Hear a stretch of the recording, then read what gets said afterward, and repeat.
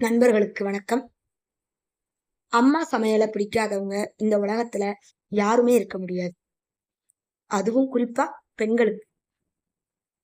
அவங்க தன்னுடைய குழந்தைகளுக்கும் கணவனுக்கும் வாய்க்கு ருசியா சமைச்சு போட்டாலும் அவங்க வாய்க்கு ருசியா தேடுறது அம்மாவோட சமையலைத்தான்.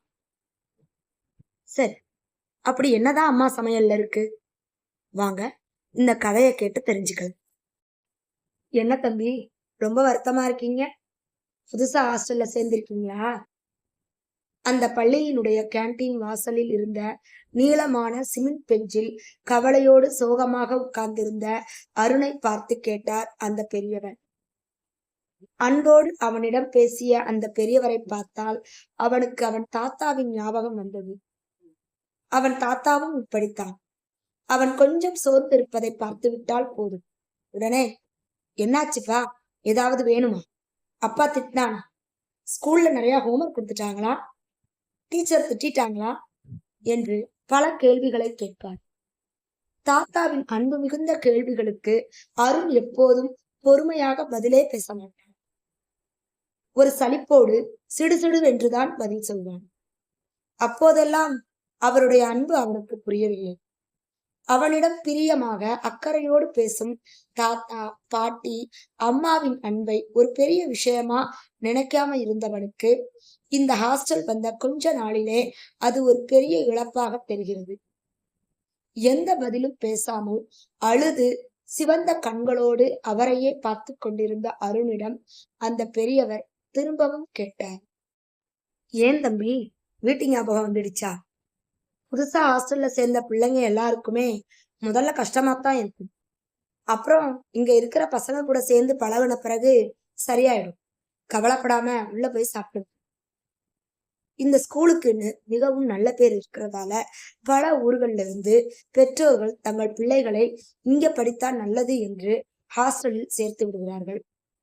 அப்படி வந்து சேர்ந்த பிள்ளைகள் ஆரம்பத்தில் அழுது ஆர்ப்பாட்டம் பண்ணி பிறகு அந்த இடம் பழகி போகும் வரை அழுகையும் சோகமுமாகவே இருப்பார்கள்.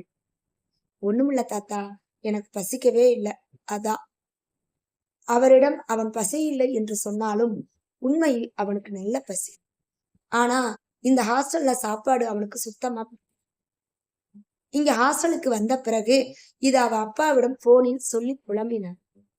ஆனால் அவரோ உனக்கு போக போக பழகிவிடும் என்று சொல்லிவிட்டார்.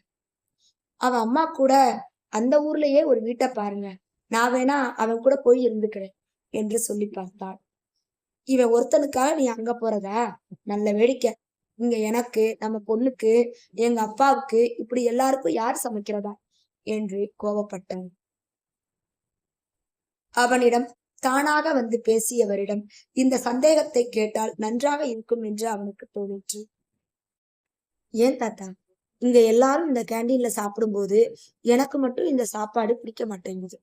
இந்த சாப்பாடு எங்க அம்மா செஞ்சு தர்ற மாதிரி டேஸ்டா இருக்க மாட்டேங்குது.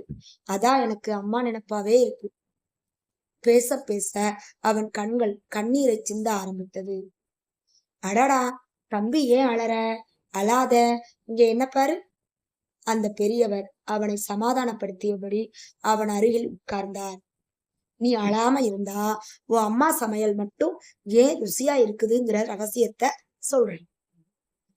அவனுடைய கவனத்தை மாற்றி சந்தோஷப்படுத்தவே அவர் அப்படி பேச்சை ஆரம்பித்தார்.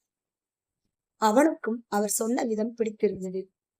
அம்மா சமையலில் ஏதோ ரகசியம் இருக்கு என்று அவனும் நம்பினான். உடனே அந்த ரகசியத்தை தெரிந்து கொள்ளும் ஆவலில் அவர் முகத்தை பார்த்தான். சரி, சொல்லுங்க தாத்தா.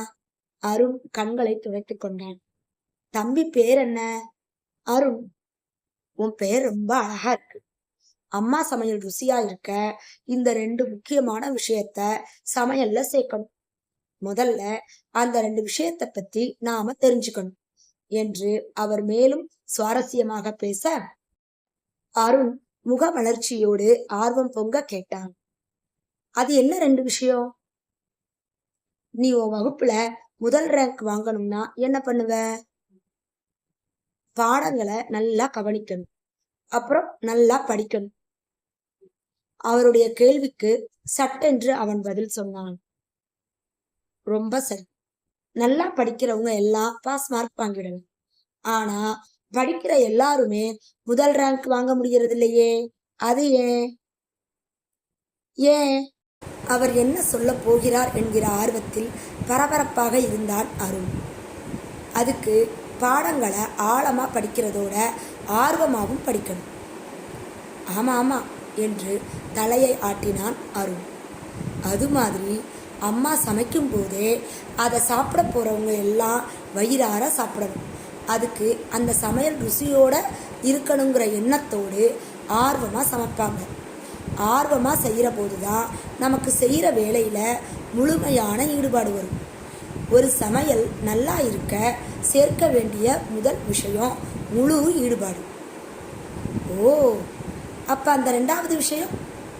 அவசரமாக விஷயத்தை கேட்க துடித்த அருணை ரசித்தபடியே அவர் தொடர்ந்து பேசினார். அந்த இரண்டாவது விஷயம் வேற என்ன? அது அம்மா கிட்ட மட்டுமே இருக்கக்கூடிய அன்பு தான். அன்பை சேர்த்து யார் எதை செய்தாலும் அதை ரசிக்கும்படியாக இருக்கும். அந்த அன்போடு சேர்த்து அம்மா சமையல் செய்யும்போது அந்த சமையல் ருசியாகவும் இருக்கும். அவர் சொன்ன விளக்கம் அருணுக்கு மிகவும் பிடித்திருந்தது. அன்புன்னா அம்மாதான்னு யாரும் சொல்ல வேண்டியதில்லையே. ஏன்னா அருணுக்கு அவன் அம்மாவை மிகவும் பிடிக்கும். அவனுடைய முகத்தில் தெரிந்த மகிழ்ச்சியை பார்த்ததும், நீ அம்மாவுக்கு பிடித்த பிள்ளை, உன் வயிறு காஞ்சா அவங்க மனசு தாங்காது. நீ இங்கே சாப்பிடாம இருந்து உனக்கு உடம்புக்கு முடியாமல் போயிடுச்சுன்னா அவங்க ரொம்ப வருத்தப்படுவாங்க. அதனால் நீ இப்போ சாப்பிடணும். இங்கே நான் தான் சமையல் செஞ்சுட்டு இருக்கேன். இந்த லீவில் சொந்த ஊருக்கு போயிருந்தேன். இனிமே நீ என்னோட சமையலை சாப்பிடலாம். என்னால் முடிஞ்ச வரைக்கும் உன் அம்மா மாதிரி அன்பு கலந்து சமைச்சு தரேன், சரியா என்றார் பெரியவர். அவருடைய அன்பான பேச்சை கேட்டு அருண் மனசு சமாதானமானது. அவன் கேன்டீனில் சாப்பிட மகிழ்ச்சியோடு எழுந்து சென்றான்.